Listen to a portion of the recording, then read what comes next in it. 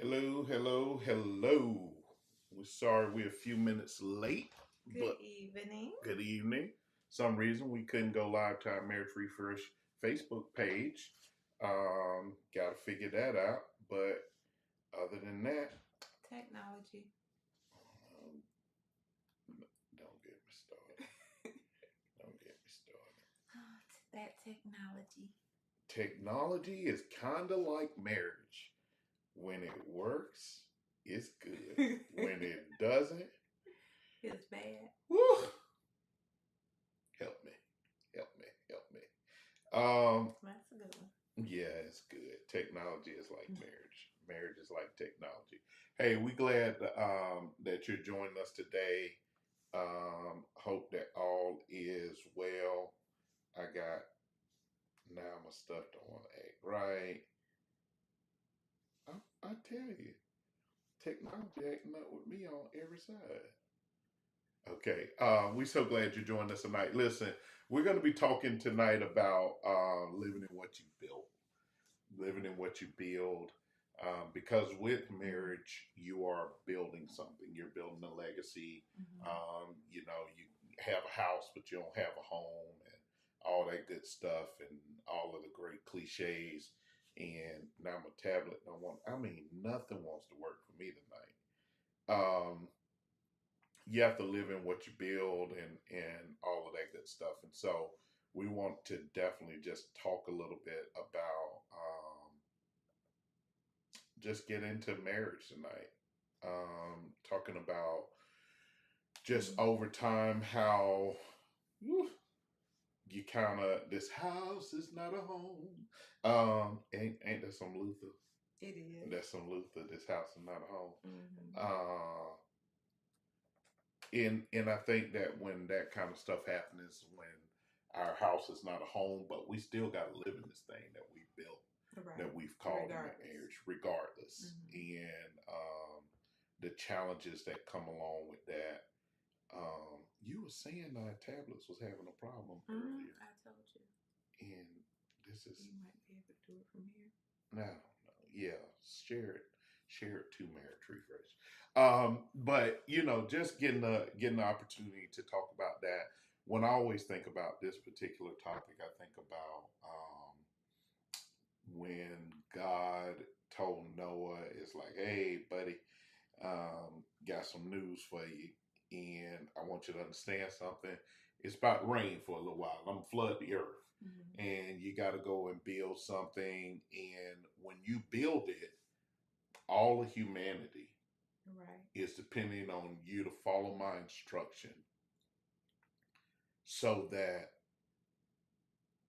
humanity can survive, your family can survive, and humanity can survive. So all of humanity is waiting.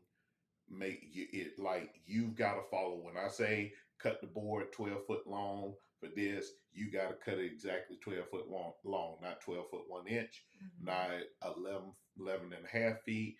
Not because you think it looked better this way or that. You got to follow my instructions to a T. Right. Oh, this finna get into something. Hey, listen, you need to tell a friend, tell a neighbor, tell an enemy to get on with late night with the richest. Cause I feel like going in my bag tonight.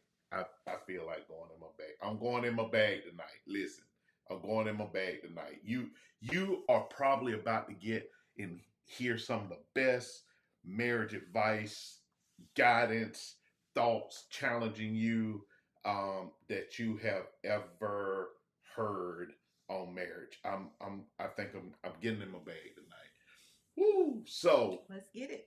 no, I'm getting in my bag tonight. I know we seem like we're distracted, but listen. So Noah had to go and he had to build the ark, and he had to do it exactly the way that God said to do it, and everything was dependent on Noah following God's instructions to a T in Mm-hmm. order for humanity and creation to survive, Mm-hmm. right?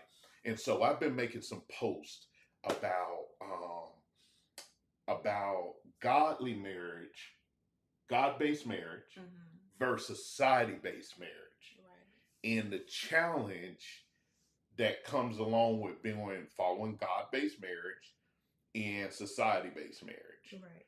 And so, and why that's so important, because I think that marriages are jacked up today because we keep trying to have a God thing a society way. We keep trying to have this God thing a society way. Ooh, I feel my help coming because I'm finna get in here. Hey, listen, get your notebook and your pen because we finna challenge some stuff. And so a God-based marriage is different. Right. It's challenging because the way that God says do stuff is different from the way the world or regular society says do it. Society. So and even when we say or talk about, because I even say it, making the marriage your own, that does not mean you do something or you're making it outside of what God wants or purpose for marriage. Yeah. And see, people don't run away. Listen, please don't run away because we're talking about God and marriage. But it's challenging. And I'm realizing, like, as a man, see, I started recording this video and I hate that I'm finna put out what I'm about to put out tonight on here. And maybe I'll go more in depth in my one-off video on this. But I'm doing a video, and the video is about why you shouldn't have married me when you did. Because when I start thinking about this God-based marriage thing, I'm realizing that a lot of the problems that we have in marriage, are because, so me and a friend we were talking, and we say, we went through this whole discussion about divorce. And the whole thing that we talked about divorce was about when does God allow divorce, right? And he's like, well, it's only because God allows divorce when it comes down to only for infidelity. That's what Jesus said. I said, yeah, go back and read what Jesus actually said, because we good at getting only a part of what he said. And it said that for God allowed Moses, so when you go into it, it said the Pharisees said to Jesus, they said, can a man divorce his wife for any reason? And Jesus said, have you not read, he who made them in the beginning made them male and female and made them one, and whatever God joins together shall not put asunder, right? And so then the Pharisees like, then why did Moses allow for a certificate of divorce? Jesus said, in the beginning, it was, Jesus said, Moses allowed it because of the hardness of your heart. Right? So really there's no reason to get a divorce ever because of the hardness of your heart. And here's something else. The hardness of your heart to forgive, but also the hardness or the stubbornness of your heart not to remain obedient to God, so that you're not in this position of needing a divorce. Right? Can I live in what I built? So now he's sitting here, he said, Moses said that, and then Jesus said, but in the beginning, it was not so.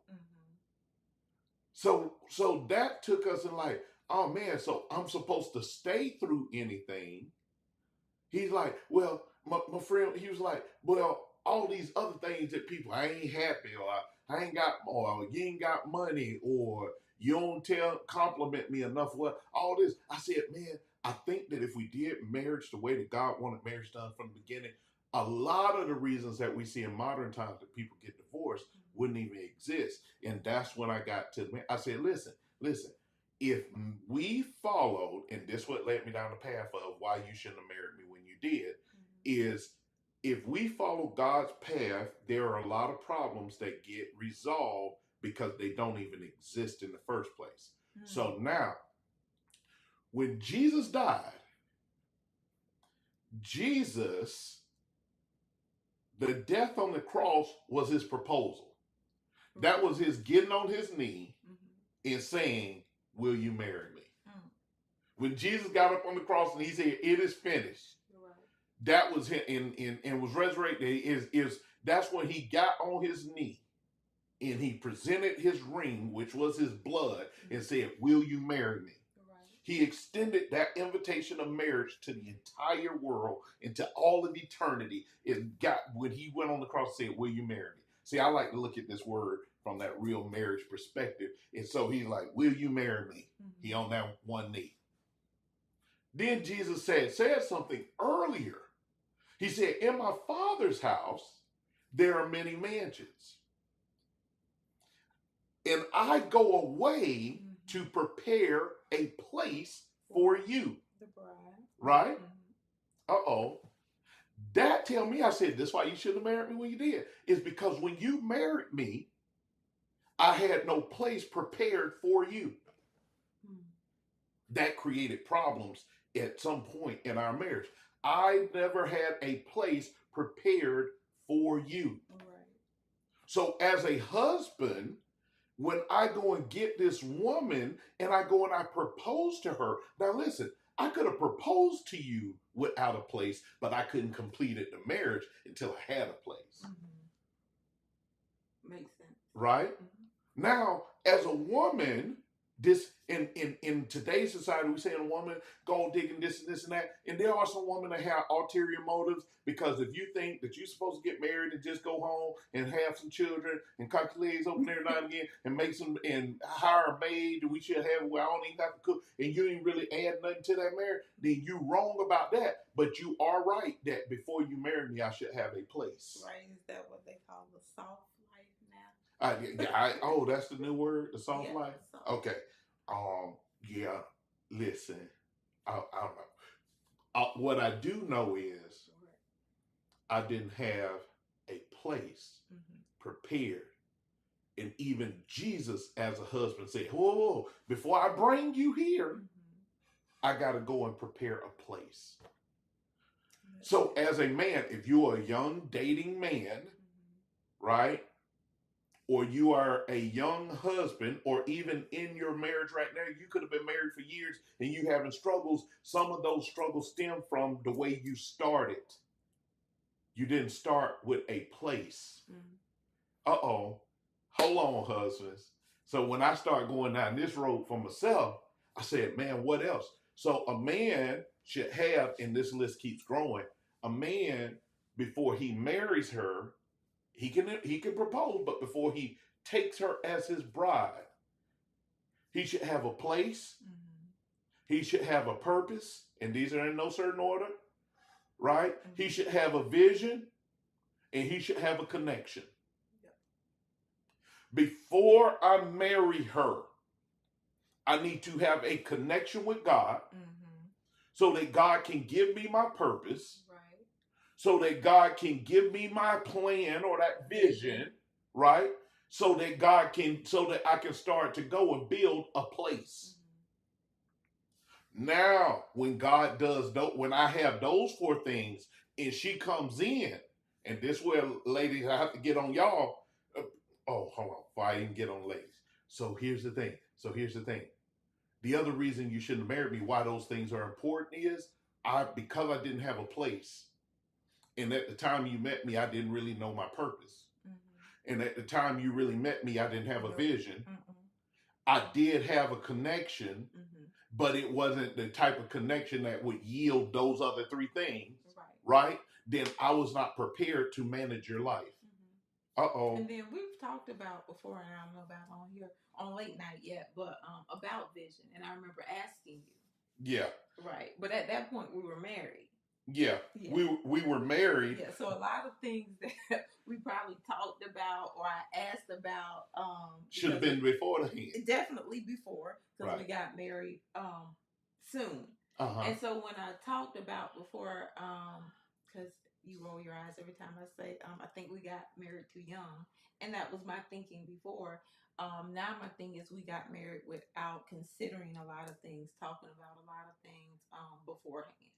And because we were young, or because, and not only because we were young, because I'm still roll my eyes. Hold on, roll my whole head. We were not taught these things. We were not taught, here's what came to me when I said I know she's gonna talk about the young thing.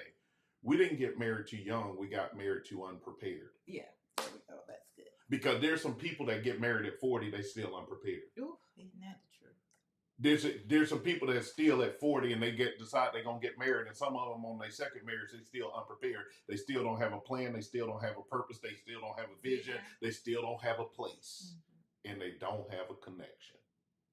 Right? Now there's gonna be some people. Oh, God gave me this connection. He gave me this thought. So there's some people that say, well, the connection. Well, I have a connection with the Lord, but my husband don't have a connection with the Lord. And the Bible says that those people who maybe the chase conversation of the wife or the chase conversation of the husband can save the wife or get the unbelieving husband or the spouse and this and that. Listen, if you married them unbelieving, that scripture ain't talking to you. God had to give me some revelation on this thing. That scripture is not talking to you. Here's why that scripture is not talking to you. When Paul was saying that, I believe he was talking to the Corinthian church. So Paul was going into a secular place where people had never heard of Jesus. And he was going in and he was converting houses. And as he converted the house, he might have got to the wife first, or he might have got to the husband first and converted them. And they were already married. But Paul was saying, no, you can't go run off and leave them. You can't go run off and leave them because now that you believe in Jesus and they don't. Maybe your life and your living. Because it also says that we shouldn't marry unequal. So it's context for everything. It's context for everything. Context for that particular scripture or those words, as well as the context for don't marry unequally. Exactly. So getting back. So when I realized, like, okay. So I didn't have a purpose. I didn't have a purpose. I didn't have a plan. I didn't have that strong connection. I didn't have that vision. That created problems in marriage because I wasn't doing a God-based marriage. That's not God-based marriage. If you don't have those things, that's not God-based marriage. Right. But you thought you were. I was doing what God requires, but not doing it the way God wants it done. True. Going back to what I say, living in what you built. Moses could have built any kind of boat. Noah, there it is. I'm sorry. Noah could have built any kind of boat, right? And when Noah could have built any kind of boat, that would have been fine, but it wasn't going to make it through the flood, right? So I built any kind of boat, and it didn't make it through the flood, right? So we had challenges that sunk the boat, and we had to sit on and hold on tight and tread water until the water started receding, and God said, "I'm gonna still spare you," right? But that comes from not having. I almost drowned. Yeah. So God said, "I'm gonna do that." So that, I need you to get to this place, and I'm going to do this, but you didn't do it my way, but I'm going to still spare you. I'm going to still spare you.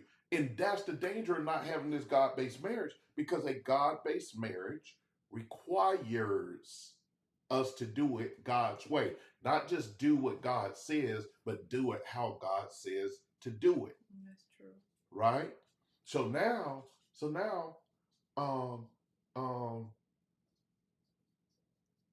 that becomes hard to swallow because we're not trained and raised in our society to do it his way, right?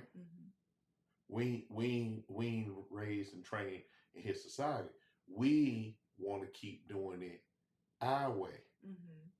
God, when he give me something to submit to, then I submit. And it's a whole bunch of preachers preach that you ain't gave her nothing to submit to. Well, God didn't give no caveat on that. See it, wives, submit to your husband. Full stop. Full stop. There was God's way. Right. Okay. Husbands, love your wives as Christ loved the church and gave himself for it. No caveats. Full stop. Right? If Jesus did marriage the way that we do marriage, we'd still be slaughtering sheep. For sure. right? Listen, if y'all got any questions, please drop them in the comments. We'll answer those live on air. If you agree, don't agree, drop some comments for us. Let us know how you feeling about it. So now, if I'm already married and I'm already having these challenges, how do I solve them? Because this is the real reason why I I wanted to talk about this or bring this up. It's like, well, how do I right the house? Mm-hmm. How do I correct it? And me and a good friend was talking last night, and I said it's like a rehab. Some marriages need to be torn down to the gut, to the studs. Mm-hmm. You got to gut everything. Right. Start over. And start over. I ain't. Oh, let me use. Be careful with that word. Start over. I don't mean start over. Go get a divorce and get another wife because you're gonna take that same mess over there. I mean, get it down to the studs and say we have built this wrong, and we've got to rebuild it. Mm-hmm. And then both people put in the work. Well, what if they ain't putting in their work? I'm in there. I'm doing all the work. Do your part. That's the only part you can do is do your part. Mm-hmm. Right? That's the only thing you can do is do your part. And when you do your part, then that's what gets you, allows God to do his part. I can remember. Yeah, I say you do your part, and you definitely have to trust God wholeheartedly. Oh, no. You can't do your part if you ain't trusting God. Yeah. I agree. So here's I can remember when at different points, and I'm sure you experienced this on the other side, where I'm like, well, God, I'm trying, I'm tired, but she, and he said, stop that, but just no try, do. Mm-hmm. Stop saying but she, because that's irrelevant. But she don't even matter. Do your part. Mm-hmm. But when you're doing your part, you got to do it with the right spirit. Right. Right. For sure. And motive. And motive. Mm-hmm. You got to, because then that take me to Jonah. Jonah go, God say, listen, I need you to go talk to these people, right? Need you to go holler at this chick. Jonah says, shoot, you got me messed up, God. I ain't doing now. I'm finna go catch this boat. Finna go on this Royal Caribbean cruise. I'm good. I'm going the opposite direction. I said, okay, you gonna go holler at this chick, however you want to do it, because I want to extend my marriage to her too. I want to extend, give them an opportunity too. All right, Doc, bet. Get on this boat. I'll let you later. Oh, we know what happened. Jonah got off that boat, then he ran at you, and I will run to you. You know, Jonah went over there and said he preached through the city, whatever, and then Jonah went and sat and waited. Mm-hmm. I did my part. Now, God, I'm ready for you to get them. Do your part. Now you done been over there and said, "Ooh, God, I done did my part. I done loved her. I done brought her gifts. I done made sure I'm cooking and helping. And God, you just know it's time for you. Now I'm just going to watch because I've been obedient to you and she hadn't. Ooh."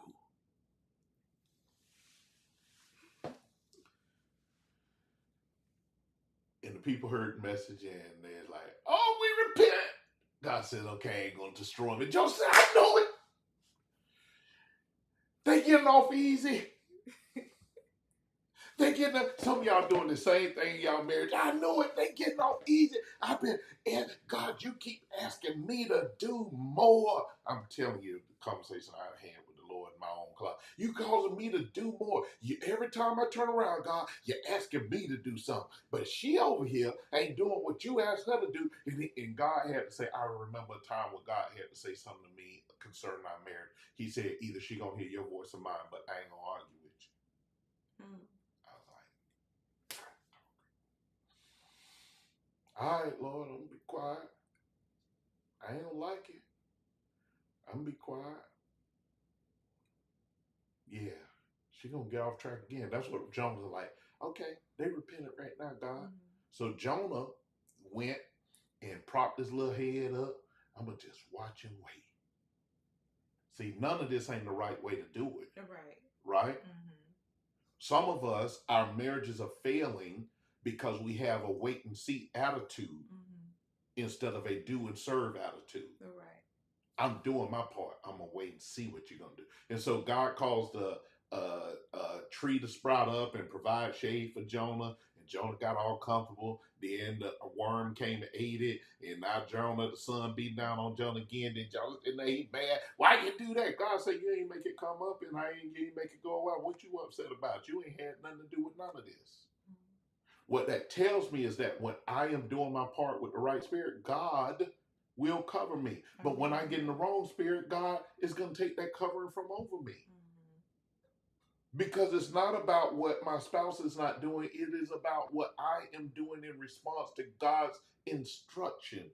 Having a God-based marriage is difficult. Listen, if you read these marriages in the Bible,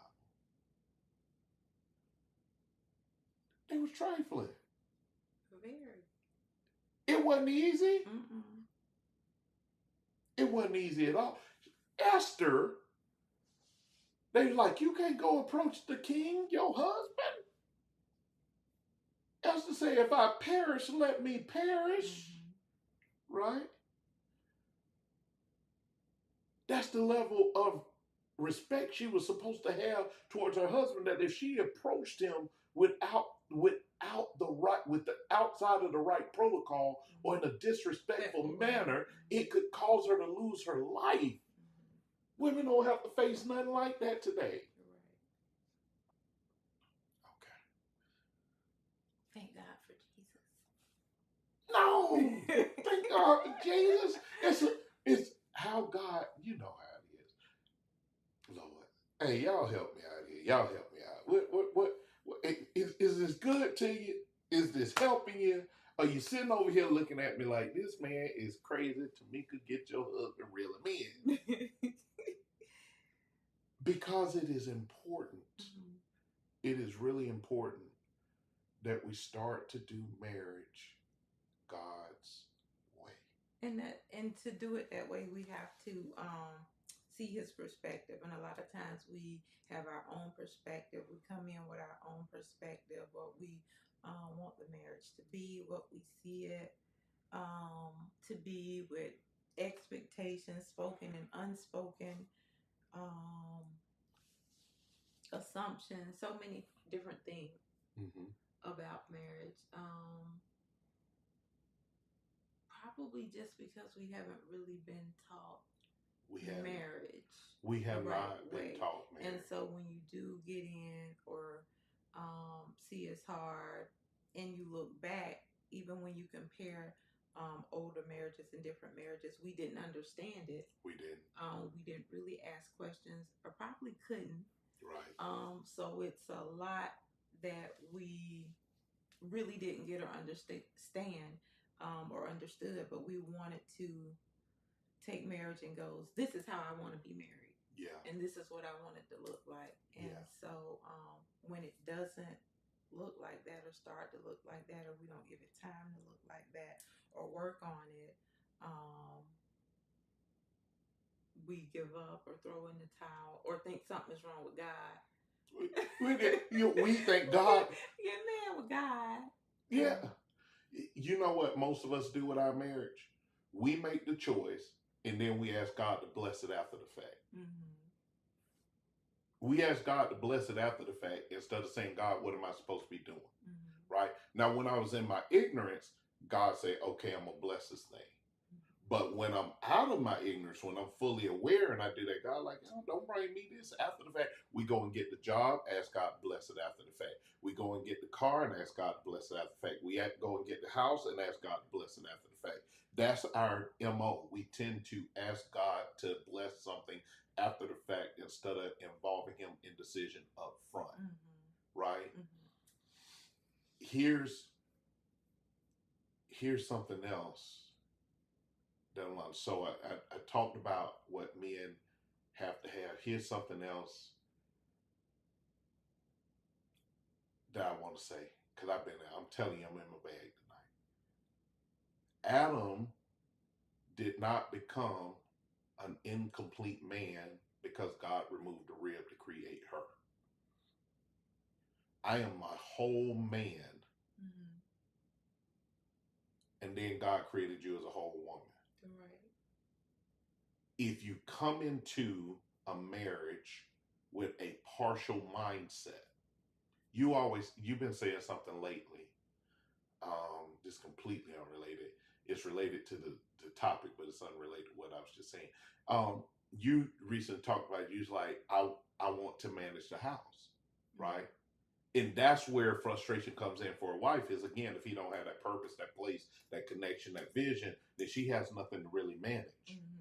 And now her frustration and agitation comes up. Listen, man, listen, you marrying a woman, you should look for the manager in her, not the nourisher.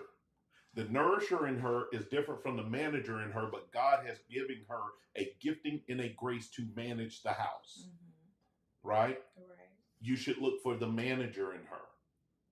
So if she ain't got no managerial skills, meaning the ability to take the resources and take the home and help lead the home, I'm the covering for the home, but my wife might be the leader of the home. And that's two completely different things. That's not saying she's the head, all this good stuff. I'm saying that God has equipped you as wives with the ability to lead.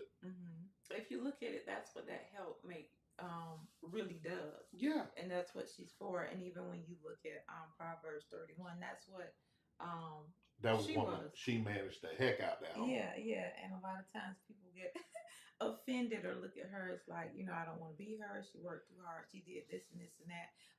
And all she did was manage. And a lot of times we do the same thing. Not saying that you have to do all of that, but it's a part of just who you are and who you are built to be or supposed to be. And manager does not mean or managing your home. And it's said all the time now that you give the wife this and the house and she makes it the home. And that's basically what that is, by managing and bringing all of these things together to make it this place or safe place for us to live. What I was about to say? I don't know. Oh, tell me. It'll come back to me. Okay. It does not mean necessarily so cooking and cleaning. Right. It's managing the home. Right. Because when you say that immediately, and usually that's if you are not healed in some areas, when you automatically go to that, or broken in some areas, or that has been a big deal. Right. For you. Or that's what you feel, that I got to cook and clean and, do all of these things. No, all of that might be a part of it, but it's not the only thing. And there's different ways for that to be accomplished. Right. Because there was a day when you came up doing, that's what they taught. That's what they taught. Things.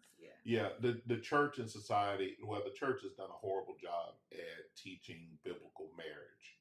And to be honest, when you really start looking at biblical marriage, it can be a lot to swallow because of what is required, what God required. God, like, y'all ain't supposed to go nowhere away from each other, period.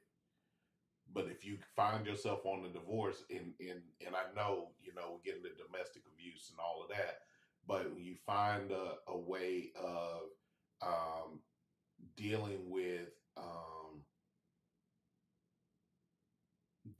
the issues, the way they dealing with the stubbornness of your heart or the hardness of your heart, then you're able to get through a whole lot of stuff, and a whole lot of stuff may not even happen because you have a different connection, a different perception or provision.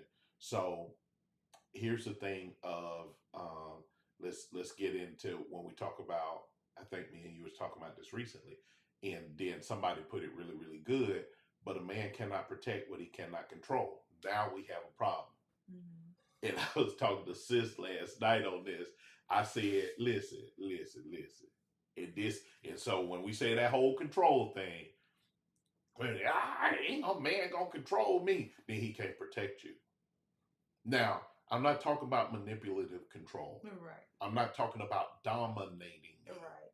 I'm talking about narcissism. being narcissistic or being Yeah, whatever the new word in the great and the red flag stuff. I'm talking about controlling. So if he says, listen, so I go to one of our real scenarios, a situation like normally we had cars that you had to put the key in the ignition and turn it. Then you got the car where you ain't got to put the key in there. And I tell you, don't leave my car key in your purse, right? Mm-hmm. Because somebody could get your purse and now they got access to my car. That's a security thing, Mm-hmm. right? That is a You don't say just leave it in there. That's if I leave it in the car. Hard, yeah. If you leave it in the purse and leave it in the car, mm-hmm. right? And I was thinking about something recently. You probably shouldn't even leave it in your purse because if somebody ever snatch your purse, you lost your ability to escape because your key's in there, right? So anyway, but I even go to like, so you think about that. Even things like this, because me and some fellas talking about this and it irritates us. Listen, ladies, this security thing, this might seem like it's controlling. When you pull up to the store, have your stuff ready, jump your happy behind out the car, especially if your husband ain't with you. Get out, pull up to the store, park the car, get out the car, go in the store. When you come out the store, get in the car. You ain't got to open the lipstick, the nothing else. You ain't got to look at it and admire it. Get in the car, put your keys in the ignition, and drive your happy behind off. It's a matter of security, right? Now, when a wife doesn't listen to her husband, he has to control that. Mm-hmm. Because he's saying these are the things that are going to help increase your chances or opportunity for safety. Right? But he ain't going to control me. Why are you happy with everybody controlling you except for your husband? Oh, nobody control me. Okay. Hold on. You got braids in your hair. You schedule that appointment. That lady said, when you come, them braids need to be out your hair and ready for a wash, or you can go ahead and wash it at home. That's what your hairdresser stylist say, right? And if you show up there, because they got a schedule, without them braids, they're going to say, you're going to have to reschedule because I don't have it built into your appointment for me to take your braids out, wash your hair, and redo your hair. You got to do something else. What do you do when that lady tell you to do that? You sitting there asking, you'll be in the shade, help me take these braids out. Whatever. You going to get them braids out, honey. Help me get these braids out and I got to wash my hair. You going to submit to her authority and her control. But you ain't going to say, see, I'm tired of her controlling me, telling me what to take out and how to show up to this appointment. No, you ain't going to do that. You just going to follow what that lady say do. Right? Wives, submit to your husband. They ain't gonna argue with her about it. Right. They gonna hush their mouth. They ain't gonna go in there and tell her how to run their business. They might tell their husband how they think that she should run her business differently, but they ain't gonna go run her business. They gonna submit. Right? They gonna submit. That's the same thing for work. Same thing for work. You go pull up and get your oil change. They say, okay, ma'am, I need you to give you your keys and get out the car and you can go over there and wait. I ain't getting out my car. You could be able to change the oil with me sitting in here. There's no need for me. No, you're going to submit. You're going to get out that car and your happy behind going to hand them people them keys and you're going to go do your thing. Why do we see that control as a negative thing? Because at the end of the day, it's a biblical-based marriage thing. Wives, submit to your husbands. Yeah. Sometimes it's that, and sometimes there's still other issues behind a lot of the things that we deal with. Name them. I want to hear these other issues. Go ahead. I'm good. No, I want to hear these other issues. But usually if somebody has control issues, either they felt like they've been, and we talked about it, I want to say last time, that they have no voice to be heard. in a lot of the situations. Yeah, any of those things. Are you listening? I'm listening. Oh, okay. Yeah. Yeah.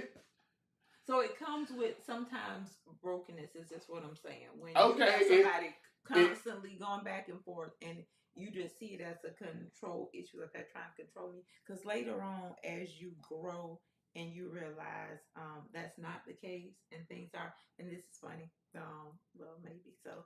So I was talking to someone the other day. I could put her name out there. Anyways, we were talking, and when you've been married for a while, we were talking about research. Like if we say we want to do something or buy something or this, and it may be the opposite for other people, but it just happens to be our husbands like to go and research and tell you all the good things, the bad things. About the product or whatever it is. Hold on, you talking about that shoe rack you want to buy? No. I did go do some research on that. I know you did. No, in general, just anything.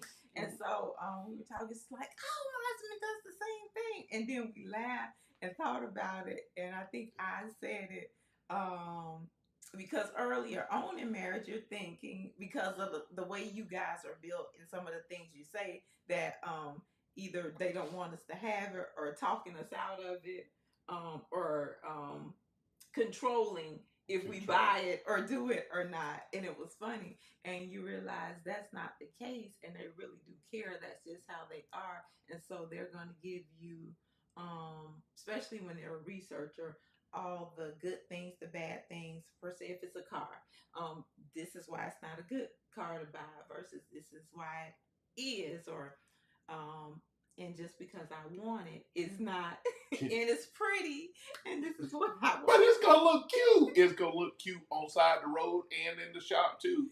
But you want to tell the Range Rover story? No. Oh, you don't want to tell the Range Rover story? No. You don't? Okay, I won't tell the Range Rover story. No. Anyway, no, I ain't gonna tell the Range Rover. No, I ain't gonna tell it. Yeah. You gave your first answer. You gave your first. No, I'm teasing you. No, I don't care. No, I ain't gonna tell the Range Rover story. So, but yeah, so that was kind of funny when you say that, because immediately a lot of times. Hey, Brielle say you need to speak up for y'all. Oh, I need to speak up. Yeah. You're like, they just don't want us to do anything, and so that's your initial thing. And when you see it later, or you really truly grow together and see that heart, I'm finna get a women some game. Go ahead. You see that heart, you be like, oh, that makes sense. Yeah. Or now I see why we didn't do it, and then vice versa on some things too. I'm finna get the women some game. And for me, but it's what's our topic? Living in what you build. Living in what you build. You built this house, you gotta live in it. So I want you to think about all of the choices that you make in every 2x4, everything that's on the wall, paint wise, all that. All of those are the results of the decisions you make in your marriage. And some of those are the results of the decisions you make before your marriage, because sometimes you bring stuff into the house that you had in your life prior to the marriage. Right? And now y'all got to deal with that, right? So let me what was I about to say? Oh, I want to get a woman some game. I want to give you some game, particularly if you date. If the man you are dating, and this game really goes both ways, but I want to focus on women, right? And if you're a husband, I want you to pay attention to this. When you're looking at a man, a woman is going to pick a man in proportion to the level of presence or absence of her father. Okay? A man is going to lead his house relative to the presence or the influence or presence or absence of his father. Here's where I want to give ladies some game. This is so important. If you're dating a man one of the first things you need to find out, and this does cut the other way, but I'm talking to the ladies. One of the first things you need to find out is what type of relationship did he have with his mother? Oh, for sure. This is super critical. You need to understand, how did his mother protect him or not? Here's why that's important, particularly in the African American community. Young black boys that don't have a present father, the father can be in the house, but he may not be present. The father may not be in the house. Depending on where he grew up at, the only way his mother knew how to protect him was to brutalize him.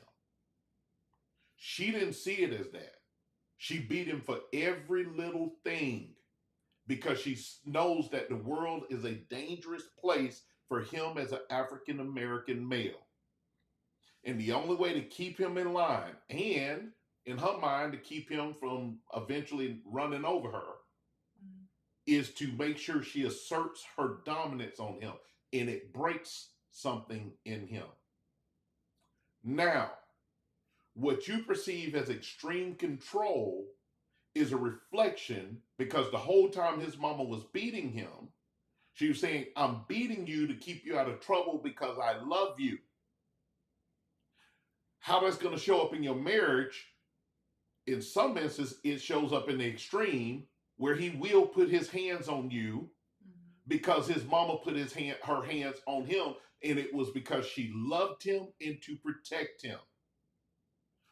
But in the instance where it doesn't show up in the physical form, you've got to understand the only way he has been taught to protect what he loves is through extreme control. I'm not giving him an excuse. I'm giving you facts and a reality of what he's facing psychologically. He's been told while he was being brutalized that I love you. It is going to be doggone near natural for him to do the same thing. And if this man does not have a relationship with his mother that is healthy, he needs to go work on that before you say I do. Hands down, needs to go work on it. Because it's going to impact how it won't even be intentional. It won't even be intentional. Okay? This goes back the other way. If a woman grew up in a house either not seeing a man lead or seeing a man demeaned, you need to know about that. Right. Because if she hadn't seen respect modeled towards male leadership, she is not going to be able to respect your male leadership. Because like I said, living in what you built, she's going to bring those boards into the house. He's going to bring those boards into the house. At some point, you're going to have to replace them. In some point, you're going to have to replace some boards. Now, here's the important thing about this. Let me give you the flip side.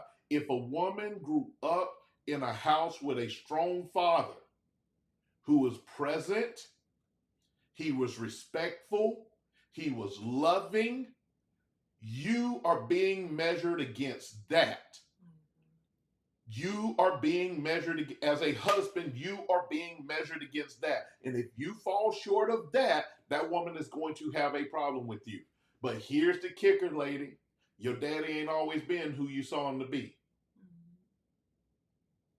So there is the opportunity for that man to grow into that. So don't expect him to be day one where it took your daddy 20 years to become that man. Right. But if she got a strong father and she came from under a strong father who provided and did those things, guess what? You're going to have to meet that at a minimum.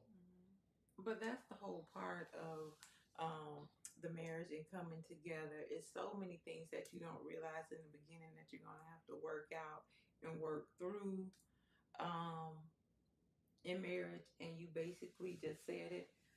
Because you're coming from two different worlds, experiencing two different things a lot of times, or even things that you think that are in common that you came from. It's like, oh, we bond on this level or have a connection because and a lot of people call it Trauma bonding. trauma bonding, Mhm. because it looked the same. Or when you start to talk a dialogue, it's like, oh, my family was this, my family was this too. So you kind of like bond or connect on those things, but it was still different. Yes. Each story was still different. So as you come in and it affects you differently. Yes. So, and a lot of times you don't know how it affects you until you come in and you start to build something with someone else. And so you're constantly, doing this, rubbing up against each other, and you have to learn how to work through those things. And like you say, a lot of that stubbornness is there and hard heartedness. And then you have your own issues. Yeah. And your perspectives and how you came into it and the things that you said I wasn't going to do, didn't want to do, was going to do different. If you have rejection issues, abandonment issues, depression, low self-esteem, any of those things, all affects you. All of it. And you becoming that one. Yeah. Is, we like to say iron sharpens iron, and everyone likes that scripture until the friction comes. Right. Because there's no way that iron can sharpen iron without friction. For sure. And and a lot of times it's crazy because we think that the romantic part of it is going to solve all of these issues. And three dumb reasons to get married. Because we're so in love. Yeah, 3 dumb reasons to get married. At the top of that list is love. 3 dumb reasons to get married. Top of that list is love. Period. Full stop. For the love that you think you're getting married for. Love. Because we as humans, marriage teaches you how to love like God loves, but what we really start out, and the reason that the type of love we get married for, and I ain't even saying this to she foo foo, what's the romantic love. I ain't even saying it's just that, oh, I love them, they give me butterflies and it feels so good. Oh my goodness, and oh my goodness, all of that good stuff. I ain't even saying it's just even that. Oh, we just the best of friends. Dumb reason to get married. Any type of love, just dumb, right? Number 2 reason to get married is societal pressure. Societal pressure comes through a number of ways. Well, we had already made it public that we getting married, but we done seen some signs that say we shouldn't. Or at least we need to slow down. But we done sent out the invitations. Or we done saved the dates. We done did all these things. Society, oh, I'm pregnant and I don't want nobody to know that I got pregnant, so we hurried up. Oh, it's better to marry than to burn. That's a societal pressure, right? It's better to marry than to burn, and this and burn with your lust and all this and shacking up and that. Societal pressure. I'm not saying some of that stuff ain't right, but I'm saying pressure to get it. Dumb reason. Right. Dumb reason to get married. Dumb reason. Third is substance. Whether it's what they have or how they look. Dumb reason. Dumb reason to get married. Just stupid. You think I said enough? Dumb reasons? 3 dumb reasons to get married. Okay. So it is important that. So you gave them 3 dumb, you have to give 3 good reasons to get married. Listen. 3 good reasons to get married. I don't know. Is it 3? Okay. So here's, and you know what we teach, right? If you don't know what we teach, you're brand new to marriage refresh and late night marriage. I'm going to tell you the 3 questions you must answer, whether you're already married or considering marriage. And if you're not married, until you can have a meaningful conversation around these 3 questions, don't do it. Okay. The first question is, this is what we teach in Marriage Refresh over and over and over again. And before I get into that, I want to remind you to make sure you go to marriagerefresh.net to sign up for Rich Conversations Bridging the communication gap in relationships on our free webinar that we're going to be offering. We're going to give you a workbook, electronic workbook to go with that. We're going to teach you some communication skills, some things to do to communicate in your marriage. We're going to go through our exercise, every room in the house, where we're literally going to talk about 5 rooms you need to have a conversation in your marriage or before you get married, what each one of those rooms represent. It's going to be a 2-hour webinar. It will not be live streamed, but it's going to be up close and personal through Zoom. You go, you register, you get the Zoom link. You'll have the opportunity to ask Tamika and I some questions. And we're going to also be extending a special offer within that webinar to go through a course that we have developed to help you strengthen your marriage. So go to www.marriagerefresh.net and register today. And the day before the webinar, you will receive your workbook and do that. Now, back to our regular scheduled program. I was about to say, good communication saves a lot of marriages. So you need to or prevents a lot of marriages. Oh, that too. The wrong ones, anyway. Yeah, the wrong ones. Yeah. Learning how to communicate. There you go. So the 3 questions. I promise we finna leave y'all on. What time is it? 11:02. But we started a few minutes late. Okay, 11:02. It's 11:02. I've been talking that long. Okay. Chandra said sometimes people decide not to become what they despise, and that's true. Sometimes people decide not to become what they despise, but know this: they're gonna always be battling it.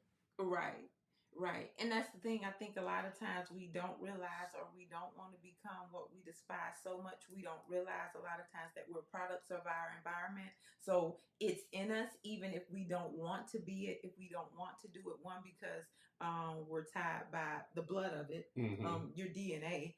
And a lot of times you were just in the environment. So many things soaks in and absorbs that we don't realize do until we see them come out later on in life or in our relationships, when we go, I don't want to be this person, or I said I wasn't going to be this person. And then we are upset because a lot of those things have a tendency to come out or show themselves when we really despise them. So it's work in those areas we have to work too, and know what's there. Yeah. So it's important to be aware of what's there, what we despise, why we despise it, and then go work through those things, and then see if any of that really, not see if it's in there, because it is, see how we resolve it once we touch it, and aware of when and how it comes out, and how it comes out of us. Yeah. Yes, how it comes out of us, because it's like, because it may not even look the same, but then if you dig a little deeper or think about it, after it's done, after the fact, you'd be like, ooh, that's the same thing, just in a different sort of way. Right. It's a lot of the times our environment, particularly the negative aspects of it, it's like the thorn that Paul was praying about. It's there, and it's the thing that God say, "Yep, my grace is sufficient." This is the thing that's going to keep you before me in prayer, right? So it's that thing. So the 3 things, the three questions, that, you were saying something and it triggered a thought in my mind.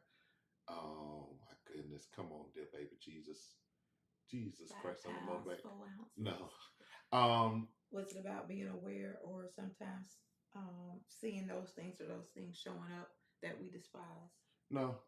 It was before that. It triggered something. You was talking about that trigger. It'll come back. So here go the 3 things. Here go the 3 questions that you got to discuss. One is, why marriage? Forget who you're married to or who you're considering marrying.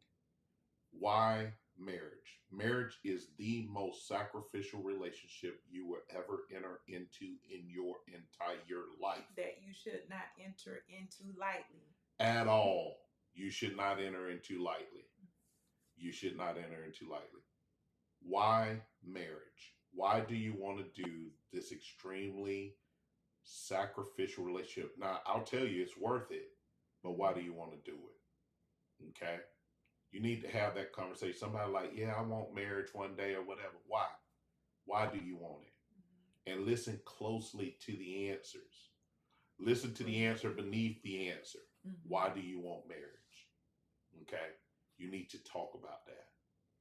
Because you'll find that a lot of reasons people want to get married because we're not taught about marriage, particularly Christians are not taught about marriage. We're not taught about it properly. They get married for superficial reasons.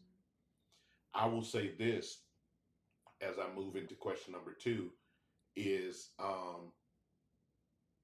if a person cannot tell you why they value you, there's some free game that is not superficial in nature, you should pump your brakes.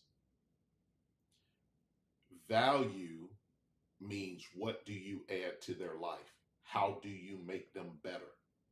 Right? If everything about you that makes them better has to do with superficial things, you look good, that's what I was gonna say. Sex is God's marriage ceremony. That's why I tell you to wait until marriage to have it. That's his marriage ceremony. When no vows is just some belly slapping. That's God's marriage ceremony. Anyway, they went into a covenant, but anyway, back to my regular schedule. But that why do they value you? What do you add to them? How do you make them better? Right? Mm-hmm. Things in that should be around things that cannot be brought. Right? I can buy looks. I can buy a woman. I can get a woman that don't look the best, and with the right amount of makeup, BBL, and breast job, I can buy looks. Mm-hmm. Right? You can buy muscles. You can buy all kind of stuff. You can buy it. Mm-hmm. Right? It's all. And that's and I don't want to cut you off, but let me say this, because that's a lot of times what women and maybe men too don't realize when you go, why did he pick her? Mm-hmm. Because all you thinking about a lot of time is the outward appearance and what she's bringing. If she's a baddie and she got this going on and that going on, why? Oh, that's what we was talking about. Dang it. Okay. Why did he pick her? And usually it has something to do with the value meter or what he sees underneath. It's the underneath. Mm-hmm. It's the and you brought up the thing, the baddie. Like guys, they advertise. They saying they're boss B. They a baddie this. Ladies, they advertising. They a boss. They a bad ninja. They telling you they ain't no good. But you thinking, oh no, because in our world, bad means good. No, they telling you the truth. They telling you the truth. So when a boss chick don't want to submit to you, she already told you she wasn't. She a boss. She ain't submitting to you. But anyway, but that's what we had a conversation about a baddie, and I got a little passionate. So we was talking about the baddie thing. So number one, why marriage? Period. Doesn't matter what it is. Why marriage? Right? Get into that. Get in, and again, that free game is why. What do they add to you? How do they make you better? See, peace in your home cannot be purchased. So if you got a person that's quarrelsome, I'm sorry, they can be as cute as all get out. They can make all the money, this, that, and this, and that. You cannot buy peace. How do they add to you?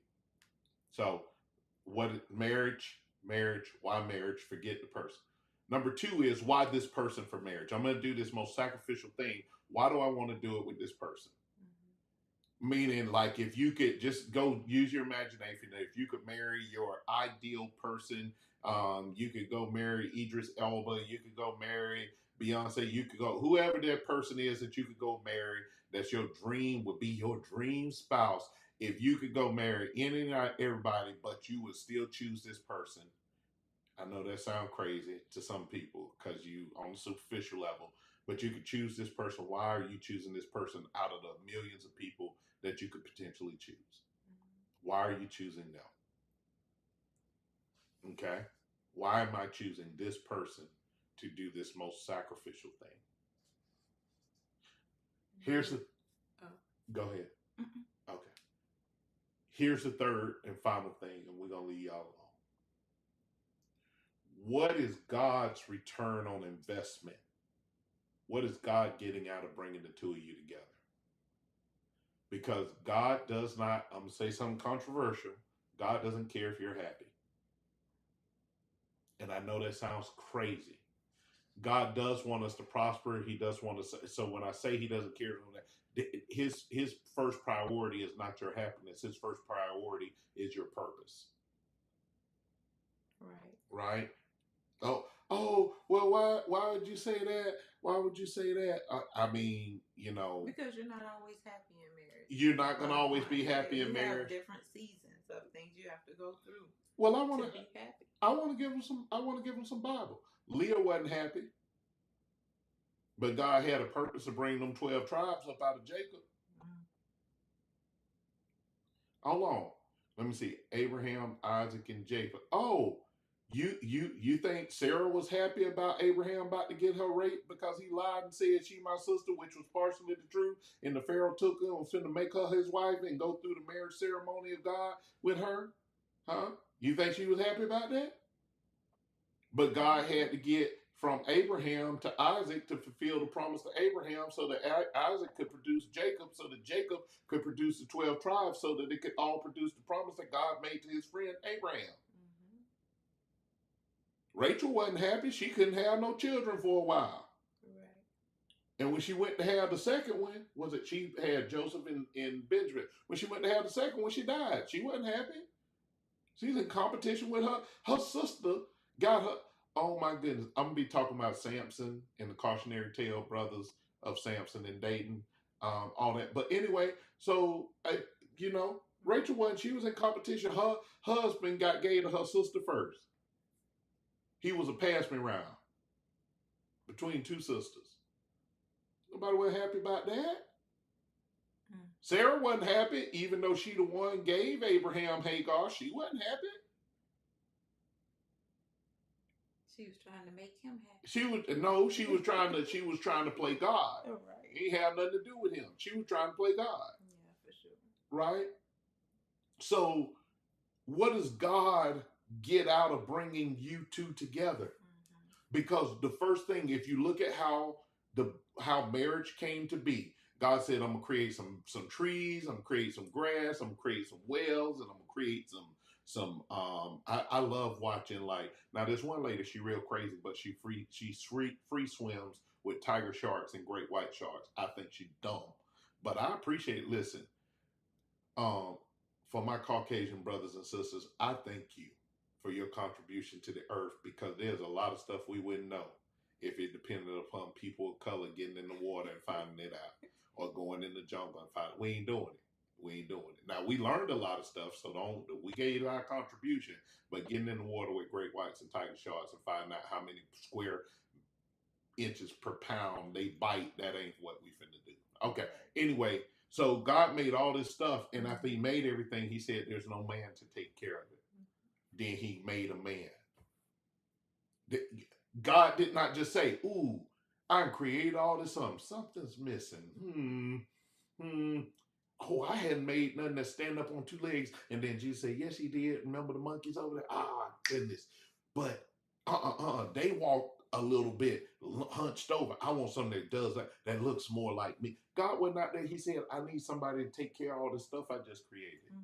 That's why the Bible goes later. In the Bible, it says that all creation is waiting on the sons and daughters of God to be revealed. Creation is tired of suffering because of our disobedience, and they're waiting on the sons and daughters of God to be revealed. Let me say it this way. All of creation is waiting for marriage to get right. Because marriage was what God put in the earth to have dominion. He didn't put man in here to have dominion. He didn't put woman here to have dominion. He put marriage here to have dominion. And so God says, what's my return on investment for bringing the two of you together? What part of the garden are y'all going to take care of by coming together, the two becoming together as one? What y'all going to take care of? Purpose, then her to help him. Yeah. To manage. Purpose. And now I'm going to say something real controversial. I'm going to say, and I'm going to get off of here. Any more questions? I'm looking. Okay. That return on investment. Now I'm going to say something real thought-provoking. It's something I want you to just sit with. I'm going to leave it. I ain't going to even go into it deep. When we get to the New Testament, it says, wives, submit to your husbands. I want you to understand a few things. The Bible is crystal clear. Man was not made for woman, but woman was made for man. That's clear from the beginning. A whole nother topic of discussion. When we come down to that submit part, there's always been a natural order. God, man, woman. But man did not rule over his wife until after the fall. I wouldn't say that they were equal partners, but there was still order, right? When it came time to plant a seed, man was priority. When it came time to push a seed out, woman was priority. There was a more symbiotic relationship between man and woman before the fall. Is it perhaps that what God is trying to get us back to is the condition of marriage that existed in the garden? But we are so trapped and focused on, you better submit to me. Well, you better love me. Are we so committed to that we're forgetting, we're missing the whole point is God is trying to restore marital balance. He's trying to restore marital balance. I need this woman to be my partner, not my slave, not my responsibility in the way that we think about responsibility. I am responsible for her. She is not my responsibility. If you're struggling in your marriage, I want to give you some game on how to heal it. I want to give you some game on how to heal it. It's something I had to learn. Stop trying to give yourself back to your spouse after there's been a fracture in the marriage that requires healing. Stop trying to give yourself back to your spouse. Instead, give yourself to God and let God give you back to your spouse. Well, where are you coming from with that? Adam did not go hunting for Eve. God brought her to him.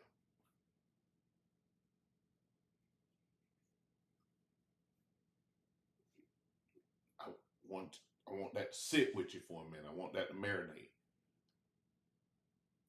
Adam he was not pursuing Eve. When God decided to bring Eve, Adam was working his purpose. Then God put him to sleep. And then he brought Eve to her. To him. Now I want you to step back. God has a tendency of bringing things to man. And I mean literally to the man. Because before he put him to sleep, he brought the animals to him to see what he would call them. When Adam was awakened, God brought Eve to him. And Adam performed his own wedding ceremony. Some of these marriages are jacked up is because you got what you pursued while overlooking what God brought to you. You got what you pursued while overlooking what God brought to you.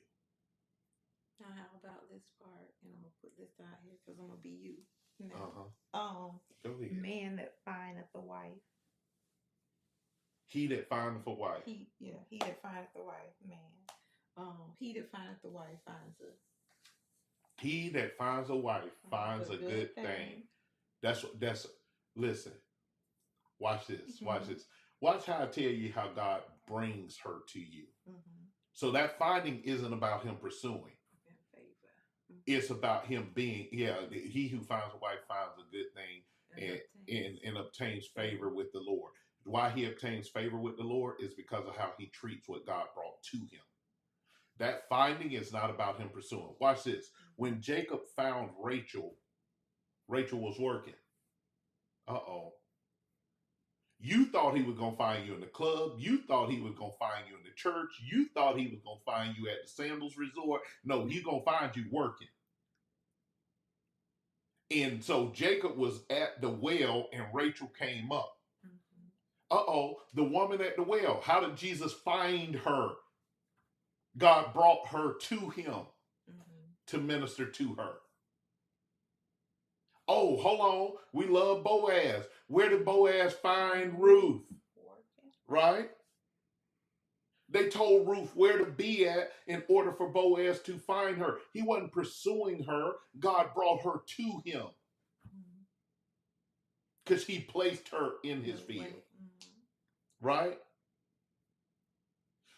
Too often we forsake our needs to get our wants. We step over the man or the woman we need in order to get to the man and the woman we want. And only after that person that we wanted done broke us down do we go back and go pick up what we need. And then the person that needs you, they like, you need it. They like, I don't want that now. Right. Don't bring me was the broken pieces. So it really does boil down to like when you really get into this thing and you're thinking about this thing, is like it is that man, God is going to bring that woman to him. I'm not saying he don't need to show interest, ladies, but I'm saying God will bring you to him. Men have I strongly believe this with my heart of hearts of hearts. Men have a spiritual gift called the knowing. That's what I call it, the knowing. They know when they have met their wife. They know it. I can't even explain the feeling, but I've talked to enough men that have experienced the knowing. I've talked to men that have experienced the knowing and they married to another woman and know that wasn't the woman they were supposed to be with because the knowing happened with a completely different woman, but because they went after what they wanted and they have a happy marriage, but they're feeling like something is missing. And that something is missing is they miss their knowing. I'm not saying you can go marry a whole bunch of different people and still be happy as it relates to humans. But what make us happy today don't make us happy tomorrow. What make you laugh also make you cry. So, right. So it's important to understand that God will bring you to him. But I don't care how much God brings to you, you better make sure he has some plan, some purpose, some connection, some vision, and a place. Well, vision, plan, yeah. Connection, a place, a purpose, and a vision. You need every man. You need those four things. That's why my wife shouldn't have married me when she married me. I'm not saying she shouldn't have married me at all. But that's why I wasn't. Now, God ended up getting glory out of it through what we have learned. That's why we're able to share with others. Right. What we've been through. Yeah. What we cried through. All of the things. And because we understand that marriage, until you see godly marriages, you will not see the peace in the earth that we keep praying for. Because the thing that God sent here to put this peace and to have the dominion is marriage. Listen, let me look, so see if see the bigger picture of marriage and really understand what true marriage or real marriage, the way God intended it and purposed it to be. Yeah, I'm looking through, see if there's any questions. Oh, that we missed.